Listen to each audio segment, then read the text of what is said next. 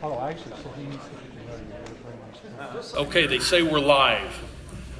Welcome again, everyone. At this point in the program, what I want to do is begin with some introductions. I've already given you a little bit of the kind of the genesis of the Cyber Future Foundation, and now I'm going to describe as I introduce and invite the board members to join me up here.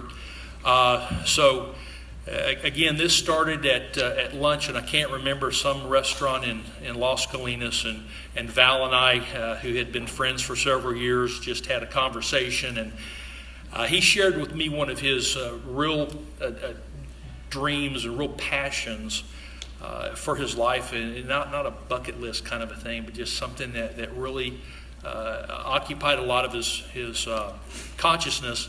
And that was cyber peace. He said, we talk a lot about cyber warfare and cyber peace. And I shared my experience of, sitting around a monthly cybercrime committee with FBI and Secret Service and Homeland Security and other law enforcement.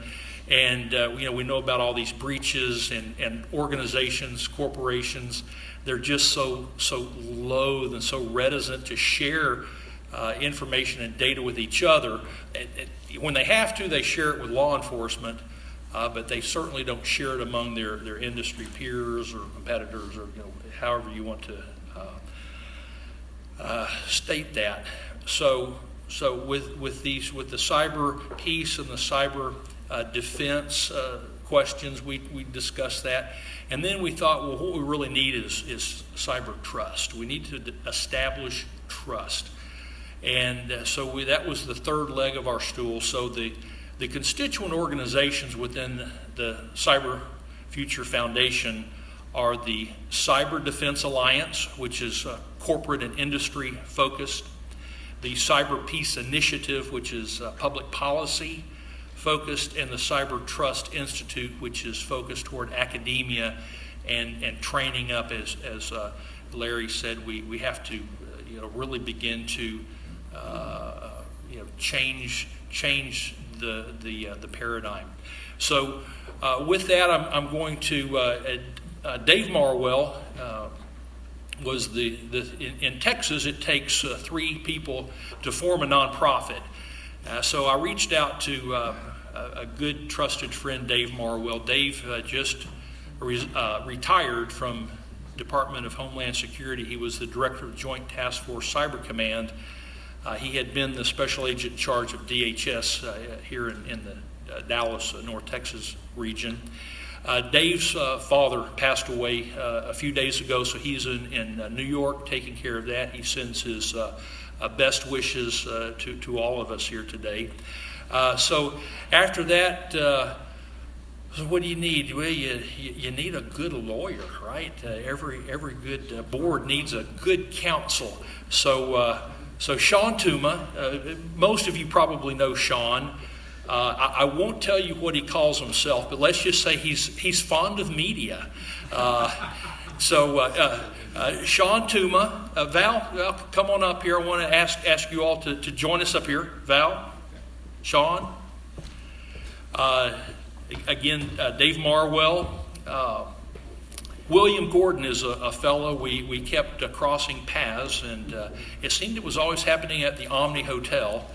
And so we had dinner a couple of times. They just happened to seat us at the same table, and I talking to Val, I said, this is a guy. He's got a nice attitude. He's pleasant. He's a guy that I could see spending some time with.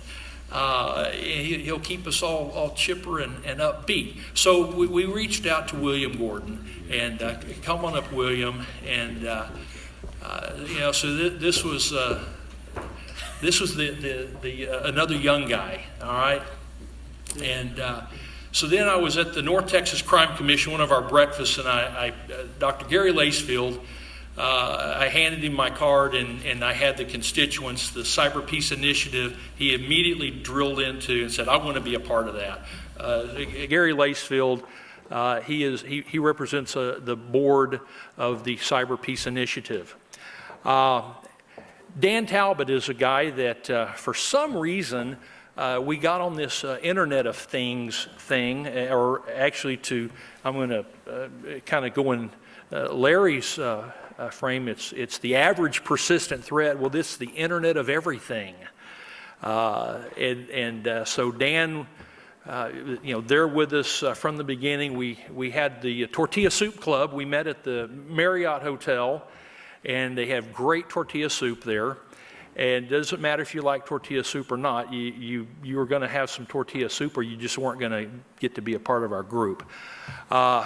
So then, actually, it was in this building at another cybersecurity conference that we met Paula Saibene, and we asked her if she would join us to really to kind of pretty us up a little bit. Paula, come up here.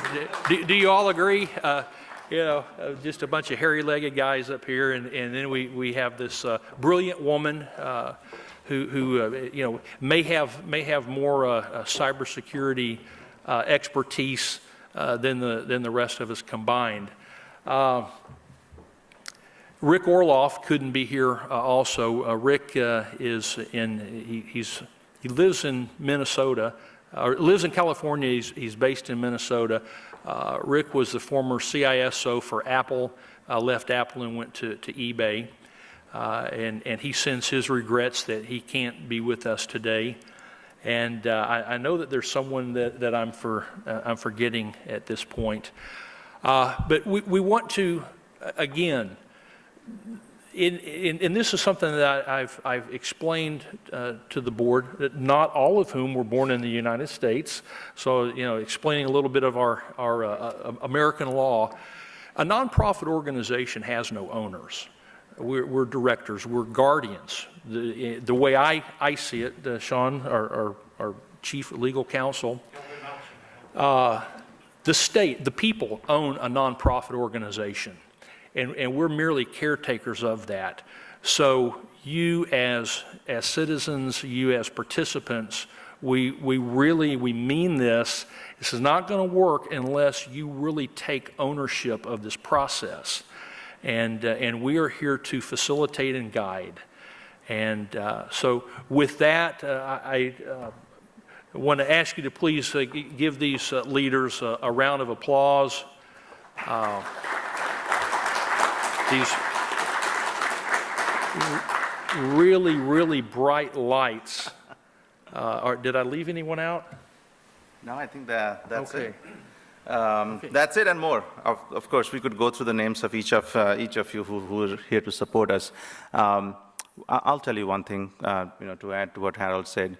We stand here together for you guys, for you and who's been working so hard, and lots of you are in the field, and as well as helping other clients, the market-setting trends in the industry.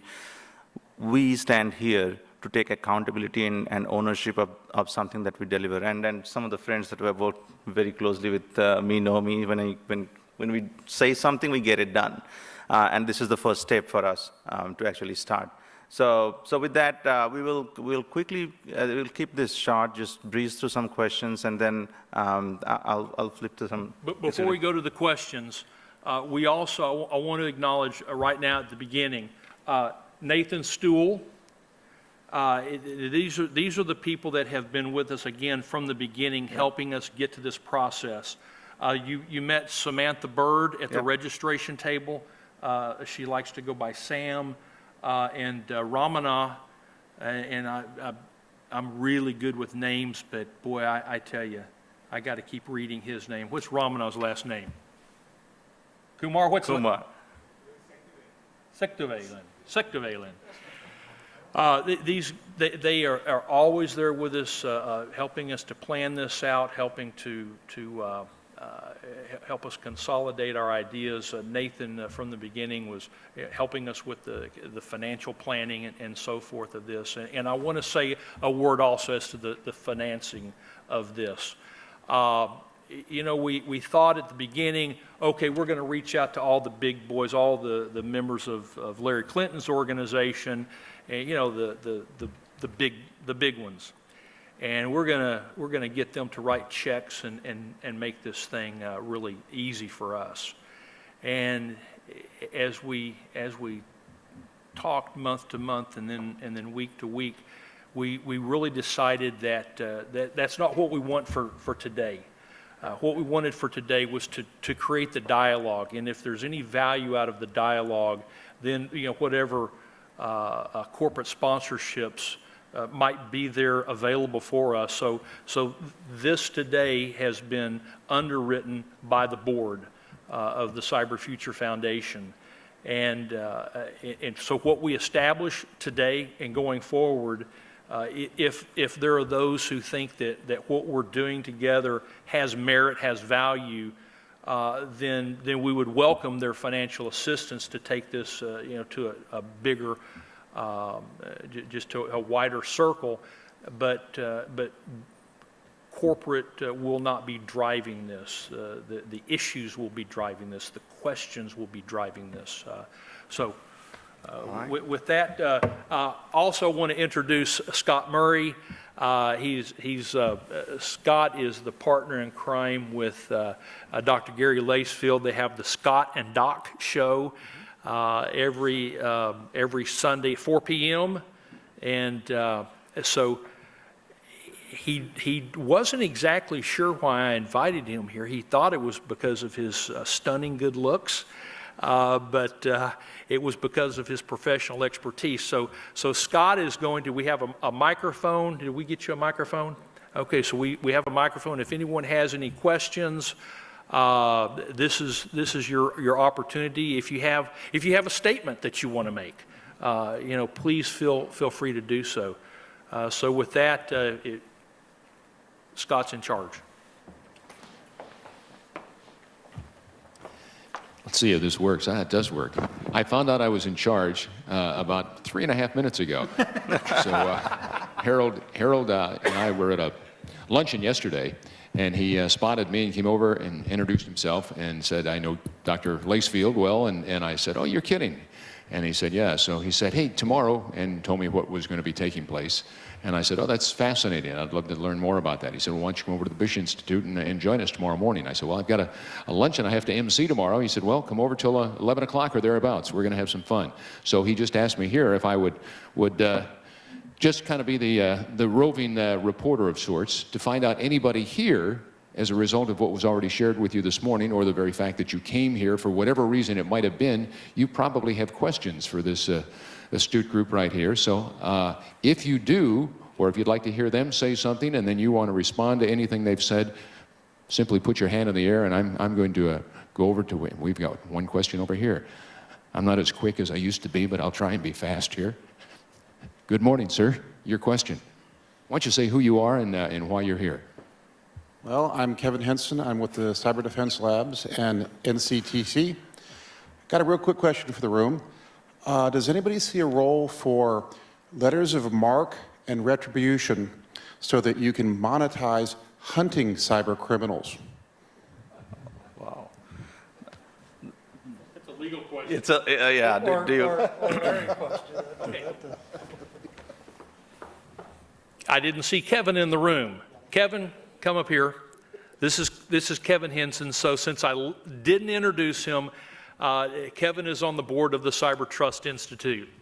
And I'm gonna brag on Kevin so he'll back off a little bit.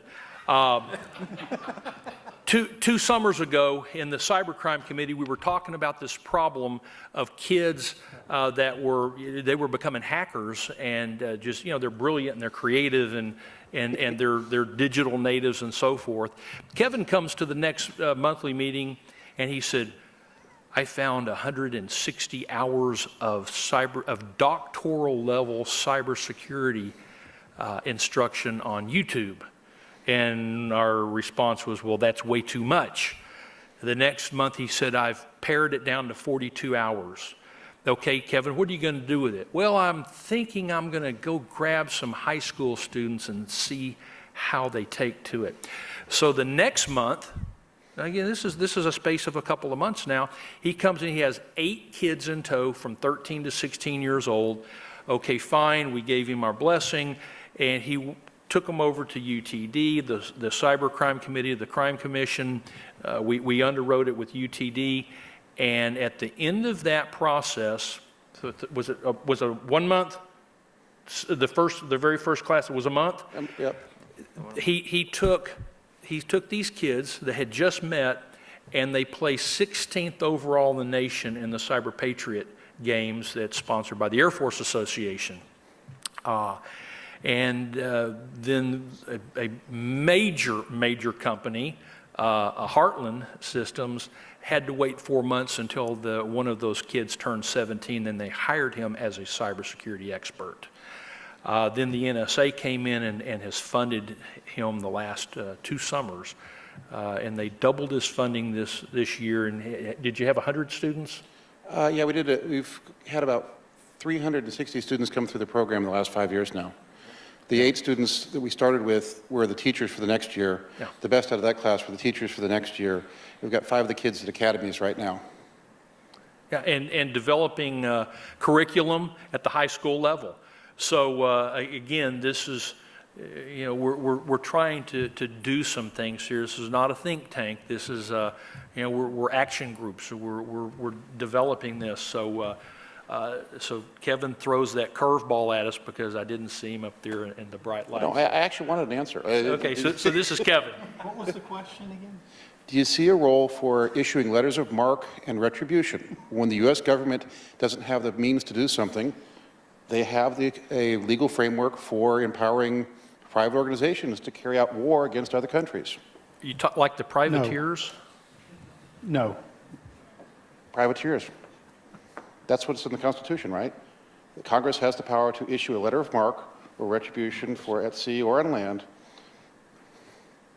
Well, there's a lot of discussion about hacking back and the legality of that. And as it stands right now, it's clearly illegal for private companies to do that. And I understand that some may, but it's clearly illegal under the CFAA. Now, could we make it legal? Possibly, but you gotta, here's a problem with the cyber laws in this country, is we are a part of a select group here. We understand the cybersecurity issue. Go try to talk to the general public. The public that wants to hold every company responsible every time they have a data breach, yet doesn't understand that the only legal means the companies have to protect themselves against that are oftentimes the hacking laws. Okay, so then you have a guy like Aaron Schwartz who takes it upon himself to go liberate information from JSTOR's database, private company, it's aggregated information, indexed it, published it, put it all out searchable. Well, he believes everybody's entitled to it. So he wants to go liberate it by hacking into MIT. The FBI investigates, DOJ prosecutes, and we have this huge public uproar by the very same people that want to hold companies responsible are now in an uproar because it's not fair. It's not fair to hold him responsible for this. It's so mean. Okay, so we're going to, again, what we promised is that we were not promising you answers to these major questions. So therefore, we have another question. Yeah, The public questions are doesn't more know important what than it answers wants. today. Go ahead and say your name and where you're from. I'm Joseph Jacobson. I'm an attorney in Dallas, Texas. Shawn is absolutely correct about the CFAA and those issues. Texas, however, does have an anti-botnet statute, which is not the same as attacking someone, but companies can bring, as well as the Attorney General, can bring actions against people that use or create botnets and chase them funds. But that's not the same as attacking, but at least it's in the first effort, it's a first step, and Texas is the only state that has such an anti-botnet statute, and in fact, the federal government does not have such a statute.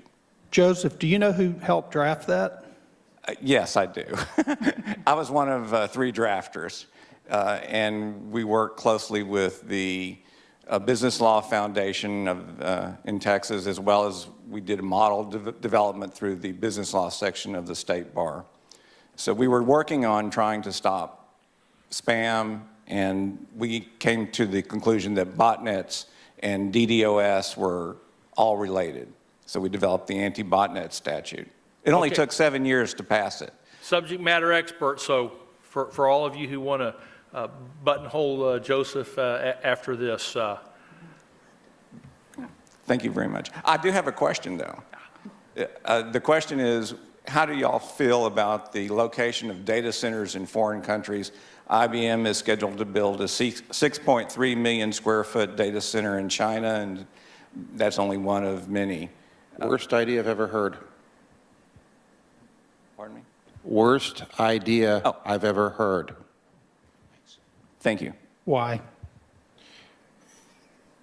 The Chinese will simply mine that and get everything they want. It just accelerates the theft of trade secrets. You know, you got a bunch of guys with AKs walk through the door and say, all right, we're here to back up your data.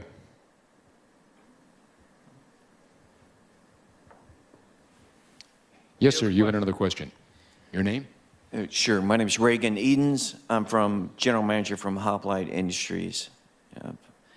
So I was writing an article yesterday, as a matter of fact, and it occurred to me that there's an irreconcilable situation, but that has to be reconciled, is that we're driving down the road of Route Irish in Baghdad in 2005 in an ice cream truck. In that all of our laws and all of our policy is written for in the context of a digital civil society that does not exist. So beyond the reach of the long arm of the law, beyond the reach of our enforcement, lies safe havens for criminals, organizations, state-sponsored actors, for which corporations are held accountable to defend themselves against state-sponsored actors.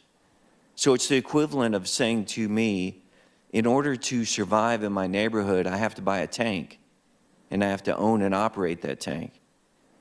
So I see the situation that we're in is really very simple, and that we're living in a hostile world, and we're in all of our laws and policies are pretending as if it's a digital civil society, and it is not. So I would be interested in how people reconcile those differences. You know, you have privateers, buccaneers, you have some future version of Blackwater, you have some combination of a proactive defense that goes beyond the border of a corporate network, sort of a pepper spray for cyber. So that's the question and the thought. Ray, that's a great question, and it's a great way to encapsulate the situation that we're in. The problem is, well, first of all, let me say, under the laws, defense within your own network, on the borders of your own company and inward, is perfectly acceptable. It's when you attack back, when you leave your network and go into the one that's attacking you, that's illegal. Now, the problem and the theory that is most often raised whenever people talk about this active defense, as we hear it referred to, is how do we properly attribute an attack to someone else? I mean, we've all heard it was the Russians that hacked the DNC, right? We hear that over and over through the media. But when you talk to people who really know about this stuff, a lot of people aren't so confident that it was the Russians. I bet I could ask Kevin over here and he could give me an opinion. But I can tell you who did it. so the problem, was it the Russians? No, it was the Syrian Electronic Army. They offered to sell me Hillary's email server 3 years ago. There's a topic. But the problem is we're wanting to talk about a system of vigilante justice, basically, because the laws don't reach these people. I mean, I have people contact me and say, I want to pursue a case. And I say, great, send me 50 grand. Well, okay, what are we going to do? Well, first we're going to try to figure out who it was. And then it's likely they're in another country, so we probably can't get to them.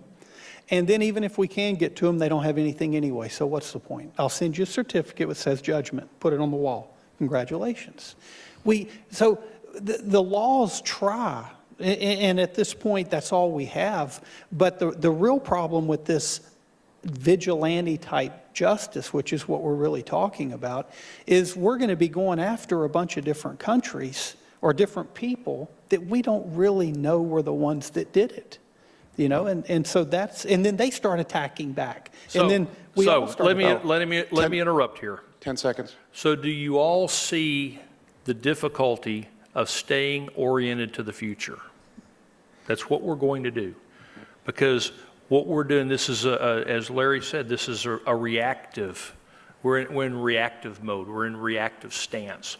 So again, as easy as this is to digress into current policy, current law, what are we going to do to shape, alter, and redirect policy, redirect practice, redirect alliances? So that's, again, those are some of the big questions. Got another question? We do. This is a woman I've known a long time. How are you? Good morning. I'm good. So I'm Mary Beth Miller, retired PwC partner, sitting on corporate boards of companies that have been attacked. And I know individuals that have been attacked as well. So my question is about the future policies, the direction around enforcement.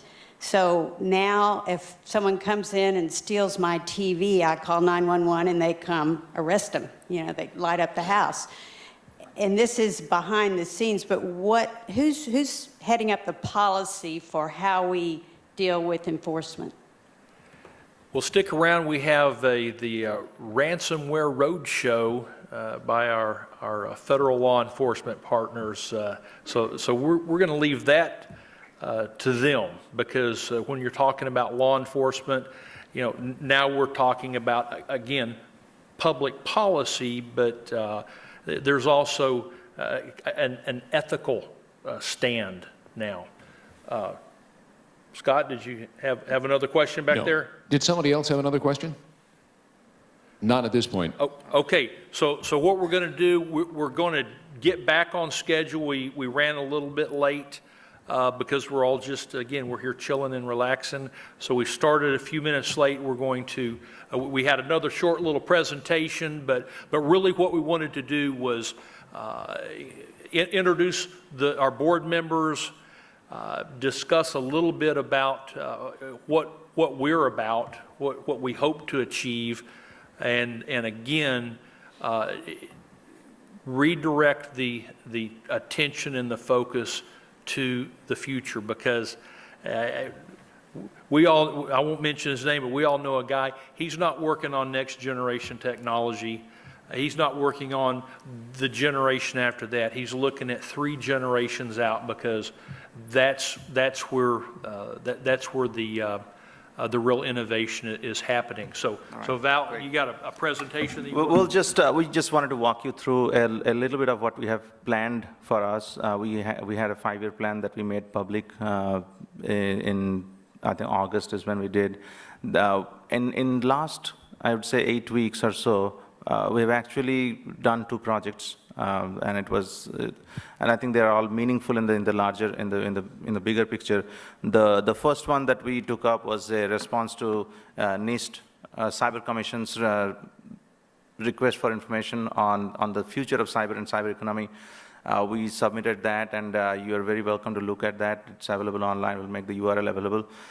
The second one is, when we got all the responses back, there are 133 respondents back to the Cyber Commission, and we really churned through them, and the results that we found was very interesting. So I would probably just take the next 5 to 7 minutes as we prepare for the 10 o'clock panel, and then get back on the schedule here to walk you through that. This was, again, available publicly. Just wanted to share with you here.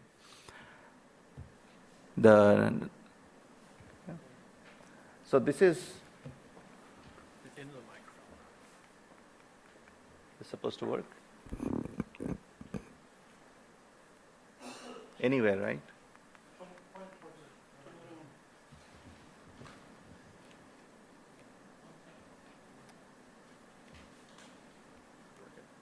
Oh, there you go. So this is, I won't go through this, just you know, the idea behind our work is, there is every cyber summit that you go, and maybe more, and now you go anywhere, you hear everything is negative about cyber, right? We really in it to turn it into positive in the sense that we got to, when you close your eyes and think about cyber, you think about kids with hoodies trying to break into locks. It's just not that. I think we got an immense potential ahead of us, and that's what we are for. So, cyber and digital, again, are two sides of the same coin. We really acknowledge that fact, and we are here to make it happen. The other aspect that we want to really share is this has got to change from, we have to look at it from both directions, from the smallest to the small. This is why we say, from the quantum computing to the infinitely large challenges, from, the homes in here in the United States and elsewhere, to the demographic data that we have, and probably in the next panel you'll hear about how the outcome-based healthcare is driven by analytics. A lot of it that can happen, used to be driven by 5, 7, 10 years of research has been squeezed down to a few months, right? The other aspect is, we have such an incredible community. Harold just mentioned a few, those who couldn't make it, who are part of the board, but the advisory council is now 70 plus. And now this incredible team that we have, many of you actually signed up as members. I was surprised, but you did. I thought I'd welcome you here, and that's kind of makes it even a better experience, or greater experience for us. So the cyber, these are charter members, right? The charter members. So we are keeping track of that. We'll call you out when we get to the next in the afternoon segment. But the way we have put this together again is collectiveness, right? Between the commercial, which drives the industrial sector and the innovation part, the whole Cyber Peace Initiative program, is based around how can we get to that positive side of it. Also policy. So the questions that you have around policy, we have an expert panel on policy in the afternoon. I encourage you to go there. Then putting this all together, the communities, the industry, and the governments. This is a journey we started at CSA too. We were about, maybe our first summit was about just this much, right? Now we are a strong part of CSA. If you go to RSA, the first day is half of the day is CSA with more than 1,000 people showing up. And I think what we will do, and we really believe that we can do this, is drive this issue-based and agenda-focused and outcome-based research work that we'll do. And Harold mentioned that we're not just a think tank. There are quite a few here, and we have partners who really think like, the action is the bigger, the action speaks louder than words. And we have partners here, Meredith, who we'll see in the next panel. She's from East West Institute, another tremendous organization, which we look forward to partner with. It's another think and do tank. The other part is how we are, there's only one reason that we exist, and that's to serve the beneficiaries, and our beneficiaries is this group and the worldwide outer. So we start with this year's is basically building that leadership foundation where we can determine the questions. I think this industry has put solutions and answers before they have even identified the questions. It's like playing a cyber jeopardy, right? You have the answers, now find out what the question is. That's how it shouldn't be, and I think we are smarter than that, this room and beyond. So what we really, in terms of how we put this to action, we really want to act very, very fast in those areas. And we had this conversation last night with Larry and the rest of the crew that was at dinner, is that how can we identify the areas that we're really doing good, right? Those shouldn't be waiting to be implemented and adopted, and that should be, expanding beyond the current reach. Then we focus on the areas which really need action and really need innovation, so we focus on that.